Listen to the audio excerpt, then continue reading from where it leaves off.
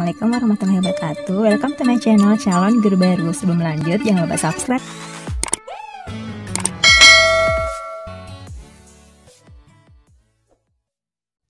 Oke teman-teman, di video kali ini kita akan membahas mengenai soal untuk SKD atau seleksi kompetensi dasar. Karena kan sekarang ini sudah dimulai ya pendaftaran untuk kalian yang melamar atau mendaftar di sekolah kedinasan. Nah, jadi di sini kita akan memulai pembahasan mengenai TWK atau tes wawasan kebangsaan. Di video sebelumnya yang membahas mengenai cara pendaftaran atau kapan pendaftaran dari sekolah kedinasan ini juga sudah sempat saya singgung mengenai TWK ini ya teman-teman, beberapa soal. Nah, untuk soal kali ini kita akan menyinggung mengenai Bhinneka Tunggal Ika untuk TWK.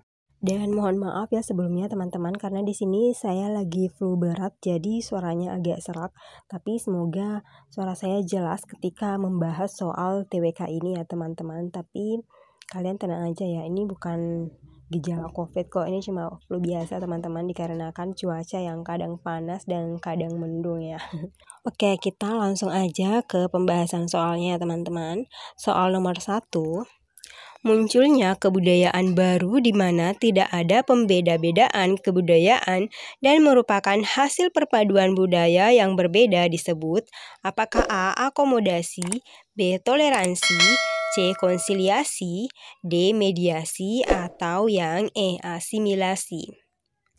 Nah, untuk soal nomor 1 ini jawaban yang tepat adalah yang E ya, asimilasi.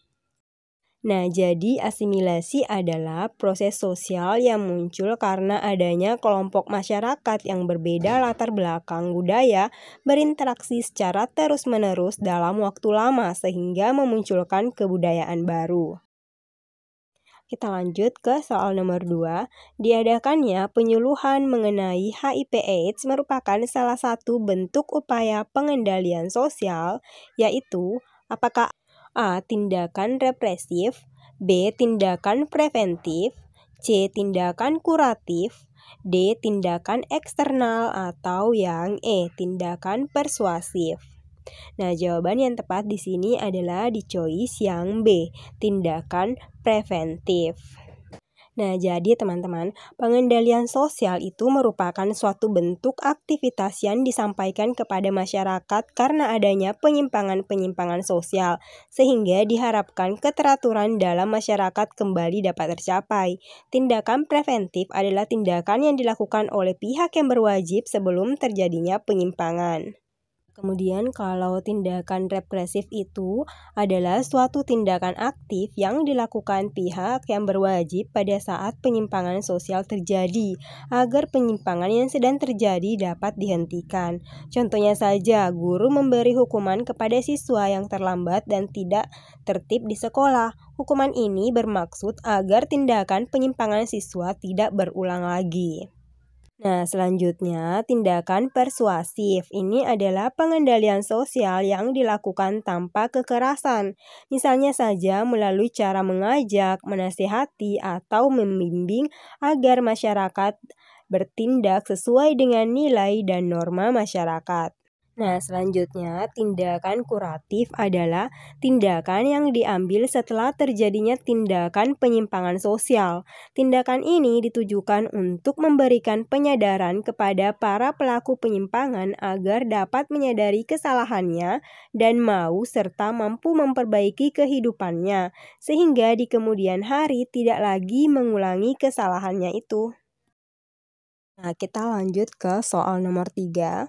Hal-hal yang menyebabkan orang mempertahankan kebudayaan daerahnya adalah di bawah ini, kecuali apakah A. Kebudayaan daerahnya telah diterima masyarakat luas, baik itu dalam negeri maupun luar negeri. B. Kebudayaan tersebut telah diperoleh sejak masih kecil dan sudah menjadi bagian dari kehidupan masyarakat. C.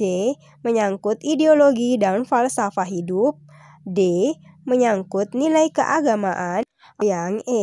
Ada kesulitan yang tidak dapat diselesaikan dengan kebudayaan tersebut.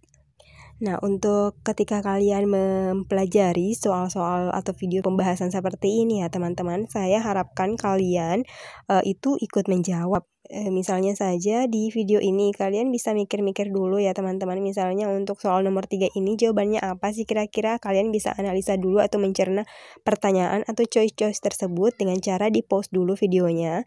Nanti kalau misalnya kalian sudah menemukan, oh yang ini nih yang tepat jawabannya, choice yang ini nih yang tepat, kalian bisa langsung play lagi videonya untuk mengetahui jawaban yang tepatnya. Oke, untuk soal nomor 3 ini, jawaban yang tepat itu adalah yang E. Ada kesulitan yang tidak dapat diselesaikan dengan kebudayaan tersebut. Karena ada hal yang tidak dapat diselesaikan dengan kebudayaan yang lama, maka masyarakat akan mencari hal yang baru untuk menyelesaikan permasalahan yang sedang dihadapinya. Sehingga ini menjadi salah satu sebab kebudayaan lama itu ditinggalkan. Oke, kita lanjut ke soal nomor 4 ya.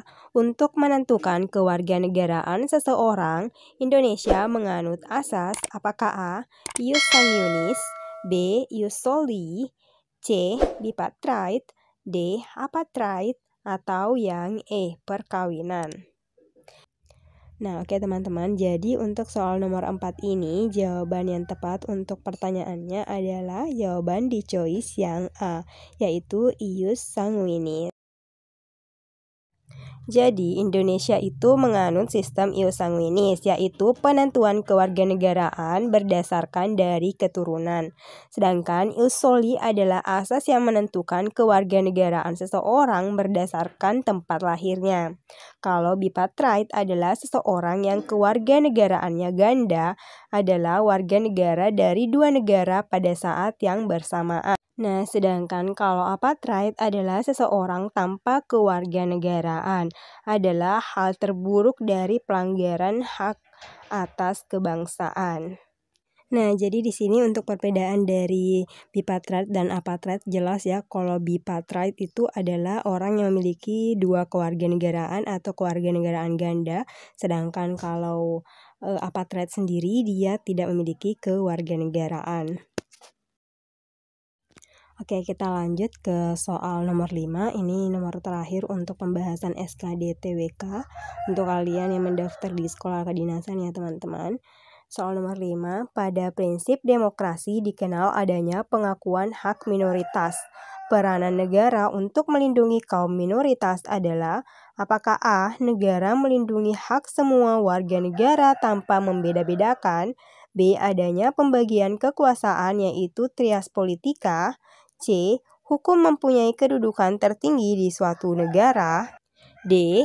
Adanya pemilu untuk memilih wakil rakyat, atau yang E. Pemerintah terbuka kepada rakyatnya mengenai jalannya pemerintahan. Nah, oke teman-teman, nanti untuk kedepannya saya akan membuat soal SKD baik itu TWK maupun TIU dan TKP ya teman-teman, tergantung dari dari video yang saya buat. Tapi untuk SKB kalian jangan khawatir ya teman-teman, saya tetap akan membahas mengenai soal-soal SKB. Oke, kita ke pembahasannya. Jadi di sini jawaban yang tepat untuk soal nomor 5 adalah yang A. Negara melindungi hak semua warga negara tanpa membeda-bedakan. Nah, jadi Indonesia itu sebagai negara yang memiliki keanekaragaman, pasti di dalamnya itu tercipta kelompok minoritas dan juga mayoritas. Peranan negara untuk melindungi kelompok minoritas yaitu dengan diberlakukannya Undang-Undang Dasar 1945 yang mana di dalamnya berisi pengaturan mengenai hak dan kewajiban warga negara Indonesia tanpa adanya pembedaan.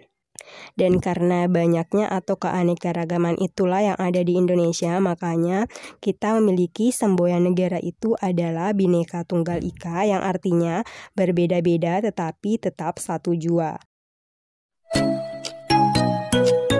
Oke, sekian video untuk hari ini. Thank you for watching. Jangan lupa subscribe, like, comment, and share. Assalamualaikum.